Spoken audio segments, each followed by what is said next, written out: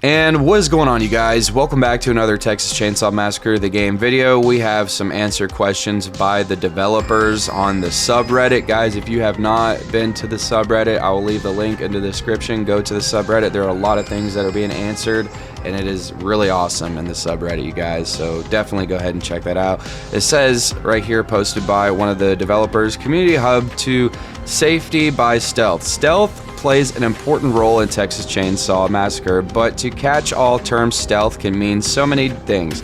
Read up on what the team is doing to incorporate stealth mechanics both in terms of offense and defense, family and victims.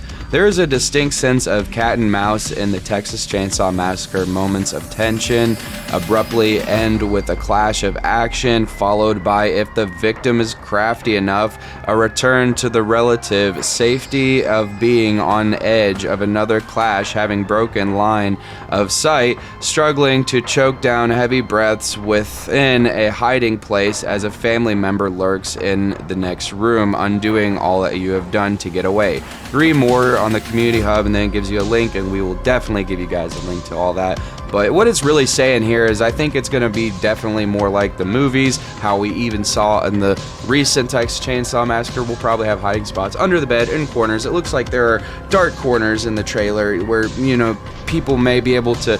There's probably going to be a more shadow element to play here, especially from what we saw on the wall right here. It tells you how to play. I definitely think it's going to be similar to Dead by Daylight, to running loops. You know, you're not going to be as, you know, attacking the killer as you were on Friday the 13th with Jason, but this isn't exactly going to be just like Dead by Daylight. It will be its own unique type of thing. I think each member of the family might have a limited place in the house that they might even be able to just stay in, and kind of, if you go in that side, they take that side, or, you know what I'm saying? Let's say you go outside, there's Leatherface, you know what I'm saying? You might have to deal with him.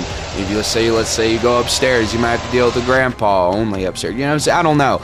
That's just something that I had thought maybe that they would do, but more and more information shows that right now they're definitely just doing hiding spots, cat and mouse, shadow, that sort of thing, and it will be kind of similar to Dead by Daylight, I think. Or at least with, you know, looping the killer how many times, you know, jumping over a railing system, or even a possible pallet or something like that. So we'll definitely see. I'm really curious. I like how we're getting more and more information. And the next thing I wanted to talk about is there anything to prevent survivors from hiding forever in the match? It says, hello, you mentioned stealth as the way for survivors to move through the environment to get to the next objective. If one or more of these survivors essentially troll the Texas Chainsaw Massacre family by just hiding somewhere for the entire match, will there be a way to detect them? I have to ask because I've seen this happen in a few games, of Friday the 13th being one. Thanks. And then Andy Cleaves going unanswered. I can't fully answer your question because my answer would be in-game details. We're not ready to reveal just yet, but I will say the victims working as a team is important, and family working as a team is just as crucial. And of course, these are things that most people would commonly agree with, so there's not too much information given right there, but that is a good question. Is it going to be like Friday the 13th where you can sit there and survive the night, or is it something like we're with Predator? You know what I'm saying? You know, you got 20 minutes or 15 minutes to, you know, do objective, and if you know I don't know, maybe the family wins, you know, if you're left and you don't escape, you know what I'm saying? Who knows? I'm really curious about that one. So, and then we got another one asking if this is going to be cross-play platform. And it says, I absolutely cannot wait for this game. Literally got my next-gen console yesterday, so I prepared once the time comes. My question, though, on Xbox, will I be able to play with my friends on PlayStation? I know this info may not be out yet, but I figured I'd ask. Thanks in advance. Andy Cleaves going in and saying, if not at launch, I hope and goal is eventually down the road. Yes.